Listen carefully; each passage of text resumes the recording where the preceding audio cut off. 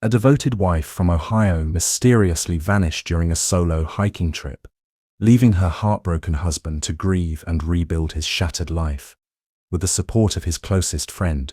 But 18 months later, while walking through the bustling streets of Paris on a business trip, he spots something impossible that makes his blood run cold and changes everything he thought he knew about love, loyalty, and the people closest to him. The betrayal that Marcus Thompson discovered that spring afternoon in Paris was so devastating, so calculated, that it would forever change how he viewed human nature. What started as a simple business meeting in the City of Light became the moment when his entire world crumbled for the second time, revealing a deception so elaborate that even the most skilled detectives would have been impressed by its audacity. Marcus Thompson had always considered himself fortunate. At 38 years old, he owned a thriving architectural firm in Columbus, Ohio, had a beautiful home in the suburbs, and was married to Victoria, a woman he had loved since college. Their 12-year marriage seemed like something from a romance novel. They traveled together, shared the same interests, and their friends often joked that they were the couple everyone aspired to be. Victoria Thompson was the kind of woman who turned heads when she walked into a room. At 35, she maintained the same graceful beauty that had first caught Marcus's attention during their university days. She worked as a freelance graphic designer, which gave her the flexibility to travel with Marcus on his business trips and pursue her passion for photography. Their life appeared perfect from the outside, complete with a renovated Victorian house on Elm Street and plans to start a family within the next year. Daniel Rodriguez had been Marcus's closest friend since their freshman year at Ohio State University.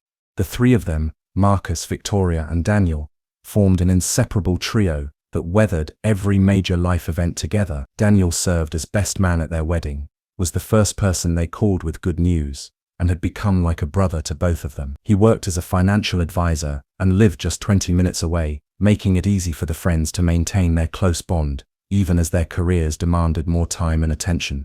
What Marcus did not know was that beneath Victoria's loving exterior lay a growing restlessness that had been building for years. The comfortable predictability of their marriage had begun to feel suffocating to her. She craved excitement, adventure, and the kind of passionate romance that she felt was missing from their relationship. Marcus's dedication to his work, while financially rewarding, often left Victoria feeling lonely and overlooked. The turning point came during a dinner party at their home the previous autumn. Daniel had recently gone through a difficult divorce, and Victoria found herself drawn to his vulnerability and newfound freedom. What started as innocent comfort during his emotional recovery gradually evolved into stolen glances, lingering conversations, and eventually, secret meetings when Marcus was working late at the office. Victoria convinced herself that her feelings for Daniel were justified. Marcus had become too comfortable, too predictable. Their conversations revolved around work, household responsibilities, and their social calendar. Daniel, on the other hand, made her feel alive again. He listened to her dreams, encouraged her artistic pursuits, and treated her like the fascinating woman she believed herself to be, rather than simply a wife going through the motions of marriage. The affair began 3 months before Victoria's disappearance. What started as emotional infidelity quickly became physical, and both Victoria and Daniel found themselves caught in a web of lies and deception that grew more complicated with each passing day. They met at hotels outside the city, communicated through encrypted messaging apps, and created elaborate stories to explain their absences. Daniel's guilt ate at him, constantly. Marcus was not just his best friend, he was like a brother, yet Daniel found himself unable to resist Victoria's magnetic pull and the intoxicating feeling of their forbidden relationship. He told himself that Marcus would be better off without someone who could betray him so easily. But deep down, he knew he was simply rationalizing his own selfish desires. Victoria, however, felt little guilt about her betrayal.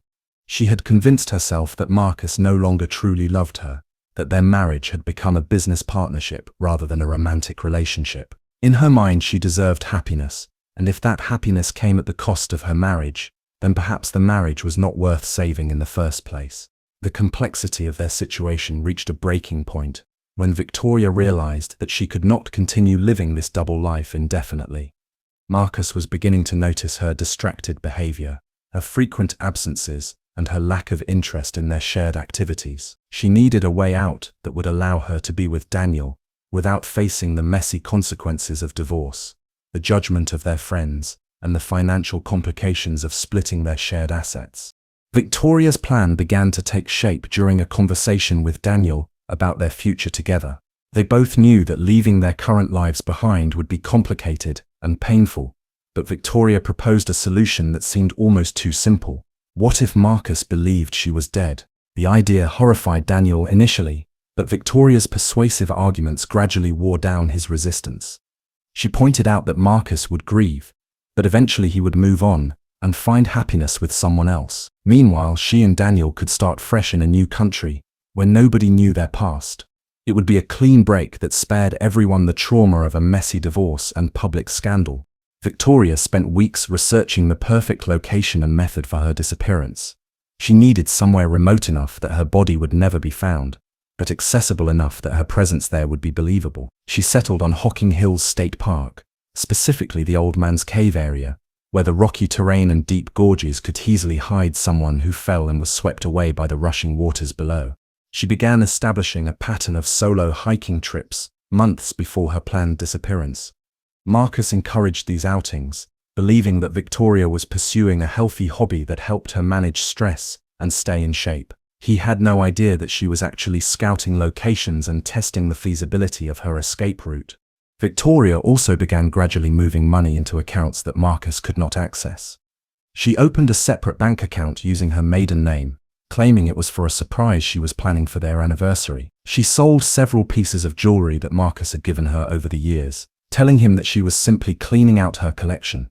Each transaction was small enough to avoid suspicion, but significant enough to build the nest egg she would need for her new life. Daniel played his role perfectly, acting as the supportive friend who encouraged Victoria's independence while maintaining his close relationship with Marcus. He helped Victoria research international destinations, where they could live comfortably without extradition worries, eventually settling on France, where Victoria's college French would help them blend in, and the culture would appeal to her artistic sensibilities. The plan required careful timing and precise execution.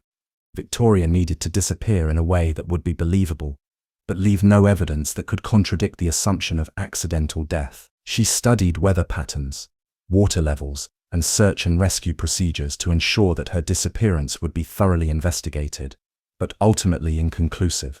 On the morning of her disappearance, Victoria followed her usual routine. She kissed Marcus goodbye, told him she planned to spend the day hiking and taking photographs, and promised to call him when she reached the summit. She drove to Hocking Hills in her own car, parked in the designated area, and began her hike along the familiar trail. At the predetermined location, Victoria changed clothes, leaving her hiking gear and identification near the edge of a dangerous cliff where the water below would make recovery impossible. She had arranged for Daniel to pick her up at a secondary location 2 miles away, where she waited in the woods until his arrival. The transformation was remarkable. Victoria Thompson, a devoted wife and amateur photographer, ceased to exist that afternoon. In her place emerged someone new, someone free from the constraints of her previous life, and ready to begin again with the man she believed she truly loved. Meanwhile, when Victoria failed to return home that evening and did not answer her phone, Marcus began to worry. By midnight, he was frantic. He drove to the park himself, found her car in the parking area, and immediately called the police to report her missing. The search for Victoria Thompson became one of the largest rescue operations in the region that year. Emergency responders, volunteer search teams, and specialized water rescue units combed every inch of the park and the surrounding waterways. Helicopters circled overhead, while trained dogs followed scent trails that led to the cliff's edge and then disappeared. Marcus barely slept during the 5-day search operation. He stationed himself at the command center, refusing to leave even when exhaustion overtook him. Daniel remained by his side throughout the ordeal, providing emotional support and handling the practical details that Marcus was too distraught to manage. To everyone watching, Daniel appeared to be the model of loyal friendship, caring for Marcus while dealing with his own grief over losing Victoria. When the search was officially called off, the authorities concluded that Victoria had most likely fallen from the cliff during her photography session and been swept away by the current. The rocky terrain and swift water made recovery of a body unlikely, they explained, but the evidence strongly suggested an accidental death. Marcus accepted this explanation because he could not bear to consider any alternative. The funeral service was held 2 weeks later. Hundreds of people attended, including colleagues from Marcus's firm, Victoria's clients, neighbors, and friends from their college days. Daniel delivered a moving eulogy about Victoria's zest for life and her devotion to the people she loved. Marcus could barely speak during the service, overcome by grief and disbelief that his wife was truly gone. In the weeks that followed, Daniel became Marcus's lifeline. He checked on him daily, brought groceries, helped with household tasks, and provided the kind of steady companionship that prevented Marcus from falling into complete despair. Their mutual friends praised Daniel's dedication, noting how he had put his own grief aside to care for Marcus during his darkest hours. Marcus threw himself into his work with an intensity that worried his employees and friends. He took on new projects, worked late into the evening, and traveled constantly for business meetings. The house that he had shared with Victoria became too painful to bear, filled with memories of their life together and reminders of her sudden absence.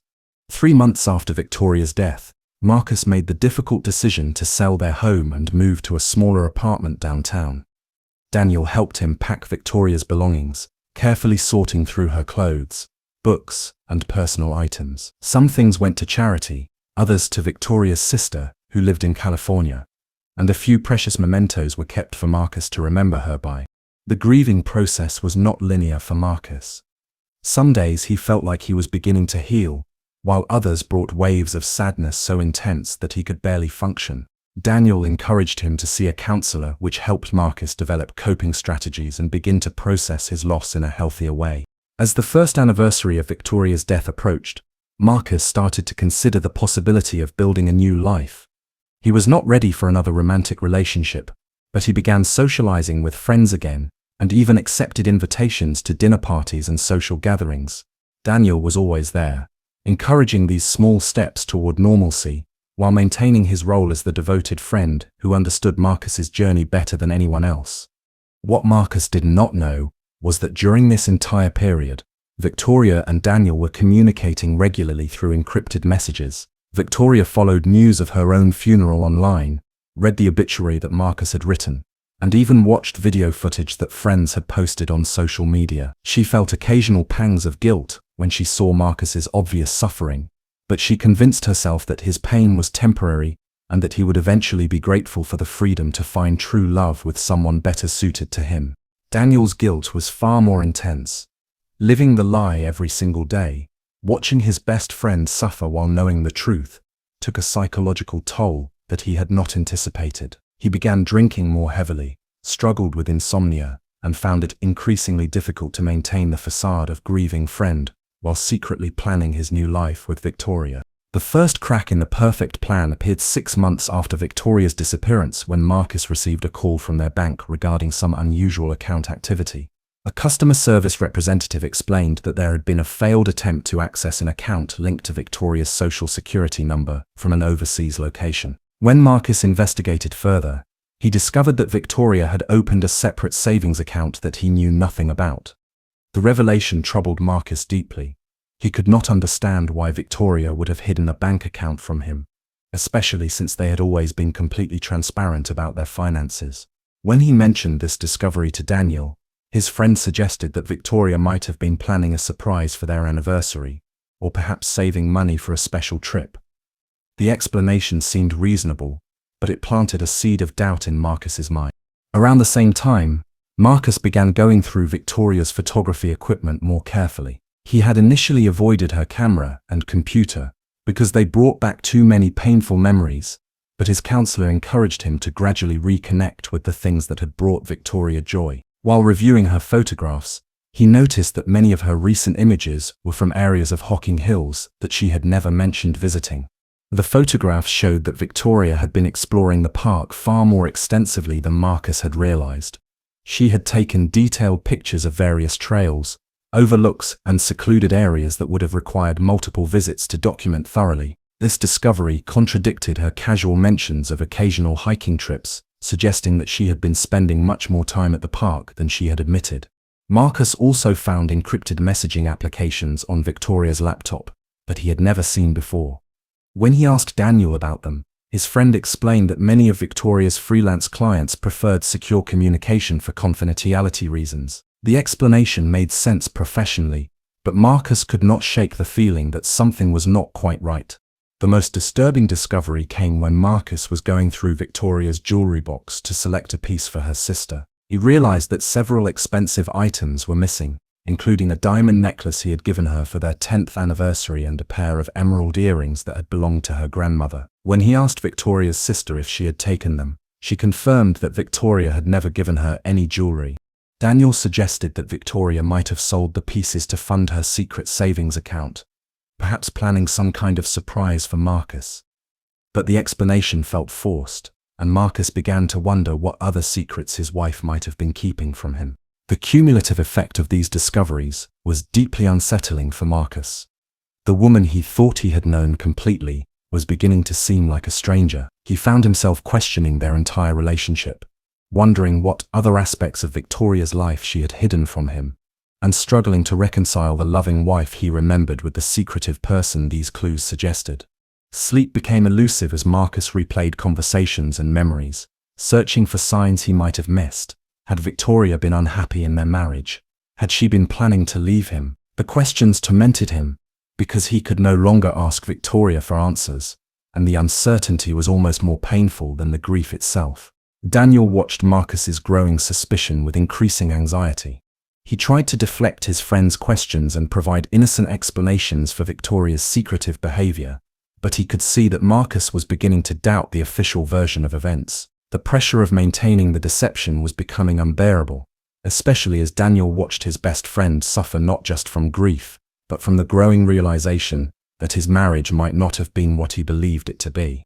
18 months after Victoria's death, Marcus received an invitation to present his architectural firm's latest project at an international conference in Paris. The opportunity represented a significant career advancement, and his colleagues encouraged him to attend despite his initial reluctance to travel so far from home. Daniel strongly supported the trip, arguing that the change of scenery would be good for Marcus and that the professional opportunity was too valuable to pass up. He helped Marcus prepare for the presentation and even drove him to the airport, wishing him well and asking him to send updates about the conference. Marcus arrived in Paris on a Wednesday morning in late spring. The city's beauty was undeniable, but it felt strange to be somewhere that he and Victoria had always planned to visit together. Their shared dream had been to spend their 15th wedding anniversary in Paris, exploring the museums and cafes that Victoria had read about in travel magazines. Now walking alone through the streets she had wanted to see, Marcus felt her absence more acutely than he had in months. The first day of the conference went well. Marcus delivered his presentation to an enthusiastic audience and made several valuable professional connections. That evening he decided to explore the Latin Quarter, hoping that a leisurely walk would help him adjust to the time difference and perhaps lift his spirits. It was while crossing the Place Saint-Michel that Marcus saw something that made his heart stop. Across the square, sitting at a sidewalk cafe, was a woman who looked exactly like Victoria. She had the same auburn hair, the same elegant posture, and the same way of tilting her head when she laughed. Marcus felt his knees go weak as impossible thoughts raced through his mind. Rational thought told him that he was seeing things, that grief and exhaustion were causing him to project Victoria's image onto a stranger. But as he moved closer, hidden by the evening crowd, the resemblance became more undeniable. The woman was wearing a flowing white dress that Victoria would have chosen, and her mannerisms were hauntingly familiar. Marcus was about to approach the woman when a man joined her at the table. Marcus's world tilted off its axis as he recognized Daniel Rodriguez, sitting down across from the woman who looked like his dead wife. He watched in stunned disbelief as Daniel leaned across the table to kiss her, and the woman responded with obvious affection and familiarity. The realization hit Marcus like a physical blow. The woman was not just someone who resembled Victoria, she was Victoria. His wife, who was supposed to be dead, was sitting alive and well in a Parisian cafe, with his best friend, sharing what was obviously an intimate romantic moment. Marcus ducked behind a nearby building, his hands shaking as he tried to process what he was seeing. For several minutes he considered the possibility that he was having some kind of breakdown, that the stress of the past year and a half had finally caused him to lose touch with reality. But the evidence before his eyes was undeniable. Victoria was alive. She was in Paris, with Daniel. They were together, clearly as a couple, in a city thousands of miles from the life she was supposed to have accidentally lost in an Ohio state park. Marcus forced himself to remain hidden and continue watching. He observed their easy intimacy, the way they shared food from each other's plates, how Daniel reached across to tuck a strand of hair behind Victoria's ear with the casual familiarity of an established relationship. They were not two people who had recently found each other in grief. They were a couple who had been together for some time. The conversation was too distant for Marcus to hear, but he could see Victoria showing Daniel something on her phone, both of them laughing at whatever they were viewing. She looked happier and more relaxed than Marcus remembered seeing her in years. There was a lightness to her expression that he realized had been missing during the final months of their marriage. As the evening progressed, Marcus followed them at a safe distance as they strolled through the winding streets of the Latin Quarter. They stopped at shop windows, shared gelato from a street vendor, and behaved like tourists exploring a romantic destination together. Every gesture confirmed what Marcus's mind was struggling to accept. His wife and best friend had been living a secret life together, while he grieved their supposed deaths and disappearance. When Victoria and Daniel finally entered a small hotel on a quiet side street, Marcus found a cafe across the road where he could maintain surveillance while trying to figure out what to do next. The betrayal was so complete, so devastating, that he felt physically ill. These were the two people he had trusted most in the world, and they had conspired to fake Victoria's death and leave him to suffer while they built a new life together. Marcus spent a sleepless night in his hotel room, alternating between rage and disbelief. By morning he had decided that he needed answers, no matter how painful they might be. He returned to the small hotel where he had seen Victoria and Daniel disappear the night before, and waited across the street until they emerged around 10 o'clock in the morning. This time, Marcus followed them to a small apartment building in the Marais district.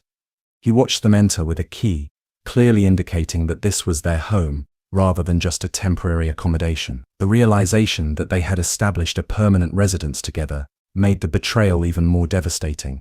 Marcus waited until they left again in the early afternoon, then approached the building's concierge.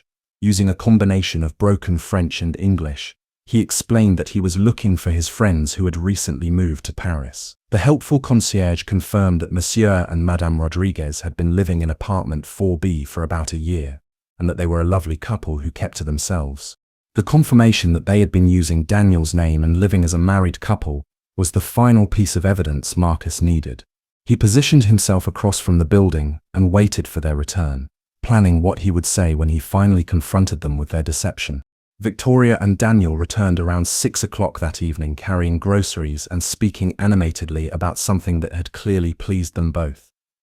Marcus waited until they had been inside for about 15 minutes, then crossed the street and rang the buzzer for apartment 4B. The voice that answered through the intercom was unmistakably Victoria's, though she spoke in French with what sounded like a practiced accent. When Marcus responded in English, asking for Victoria Thompson, there was a long silence before the door buzzed open.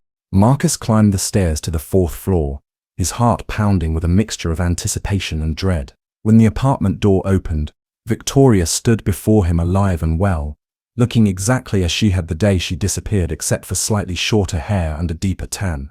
For several seconds, neither of them spoke. Victoria's face went through a series of expressions: shock, fear, guilt, and finally resignation. Behind her, Marcus could see Daniel emerging from what appeared to be the kitchen, his face pale with panic. Victoria's first words were barely a whisper. "Marcus, I can explain everything." The confrontation that followed was explosive. Marcus demanded to know how they could have done this to him, how they could have watched him suffer while they built a life together. Victoria attempted to justify their actions by claiming that their marriage had been over long before her disappearance, that she had felt trapped and unloved, and that faking her death had seemed like the only way to spare everyone a messy and painful divorce. Daniel's guilt was evident in every word he spoke. He apologized repeatedly, claiming that he had never intended for things to go so far, but had been unable to resist his feelings for Victoria. He begged Marcus to understand that their friendship had meant everything to him, but that his love for Victoria had made him do things he never thought possible. Victoria showed less remorse. She argued that Marcus had been so focused on his work and their routine that he had stopped seeing her as a person with needs and desires of her own. She claimed that their marriage had become a business arrangement rather than a romantic partnership, and that she deserved to pursue happiness with someone who truly appreciated her. The argument continued for hours, with Marcus demanding details about how they had planned and executed the deception. Victoria reluctantly explained the months of preparation, the secret bank accounts, the staged hiking trip, and their careful establishment of new identities in France. Daniel admitted that he had used his financial expertise to help Victoria move money overseas and establish the documentation they needed to live in Paris. Marcus learned that they had been together for over a year before Victoria's disappearance, that Daniel had been lying to his face every day while comforting him through his grief. The level of betrayal was so complete that Marcus felt like his entire life had been built on lies. As the night wore on, the emotional intensity of the confrontation began to wear down all three participants. Victoria and Daniel's initial panic gave way to a kind of exhausted honesty, while Marcus's rage slowly transformed into a deep sadness about the destruction of relationships he had believed were unshakable. The aftermath of the Paris confrontation changed all three lives forever. Marcus returned to Ohio with a mixture of relief and devastation. Relief that Victoria was alive, but devastation over the elaborate betrayal that had consumed 2 years of his life. He immediately contacted authorities to report Victoria's reappearance, leading to legal consequences for both her and Daniel. Victoria was charged with fraud related to the insurance claims that had been filed after her disappearance, though she ultimately avoided jail time in exchange for full restitution and community service. Daniel faced charges for his role in the deception and lost his financial advisor license. Both of them were required to return to the United States to face the legal consequences of their actions. The legal proceedings were difficult for everyone involved, but they provided Marcus with a sense of closure that allowed him to begin genuine healing. For the first time since Victoria's disappearance, he had answers to the questions that had tormented him. The truth was painful, but it was preferable to the uncertainty that had plagued him for months. Marcus learned valuable lessons about the importance of communication in relationships. He realized that while Victoria's methods were inexcusable, some of her complaints about their marriage had been valid. He had become complacent, taking their relationship for granted and focusing too heavily on work at the expense of emotional intimacy. The experience taught Marcus to pay attention to warning signs in relationships and to address problems directly rather than assuming that silence meant contentment. He learned that even the closest relationships require constant nurturing and honest communication to remain healthy and fulfilling. Perhaps most importantly, Marcus discovered his own resilience. Surviving such a complete betrayal by the two people he trusted most showed him that he was stronger than he had ever imagined. The experience, while devastating, ultimately led to personal growth and a deeper understanding of his own worth and capabilities. 2 years after the Paris revelation, Marcus has rebuilt his life on a foundation of authenticity and genuine connections. He has formed new friendships based on honesty and mutual respect, and he approaches potential romantic relationships with both wisdom and optimism. His architectural firm has thrived, partly because his experience has given him a deeper appreciation for creating spaces where people can build authentic lives together. Victoria and Daniel's relationship did not survive the return to reality. The pressures of legal consequences, financial restitution, and social judgment destroyed the romantic fantasy they had built in Paris. They separated within 6 months of returning to the United States, both struggling to rebuild their lives and reputations in communities that had witnessed their deception. Marcus's journey demonstrates that even the most devastating betrayals can become opportunities for growth and self-discovery. His experience shows that resilience is not about avoiding pain, but about learning to transform that pain into wisdom and strength. This incredible tale of deception, betrayal, and ultimate redemption reminds us that the truth, no matter how painful, is always preferable to living a lie. It teaches us to value authentic relationships, to communicate openly with those we love, and to trust in our ability to overcome even the most devastating setbacks. What do you think about Marcus's journey from devastation to healing? Have you ever experienced a situation where someone you trusted completely turned out to be living a secret life? Share your thoughts in the comments below. Your experiences might help someone else who is dealing with betrayal or loss. If this account resonated with you, please subscribe to True Crime Village for more incredible tales of human resilience and the complex choices people make when faced with difficult circumstances. Hit the notification bell to make sure you never miss our latest investigations into the fascinating and sometimes shocking world of human behavior. Coming up next week, we will explore the case of a man who discovered that his identical twin brother had been stealing his identity for over a decade. You will not believe how this deception was finally exposed and what happened when the truth came to light. Until then, remember that even in our darkest moments, we have the strength to rebuild and create something better than what we lost.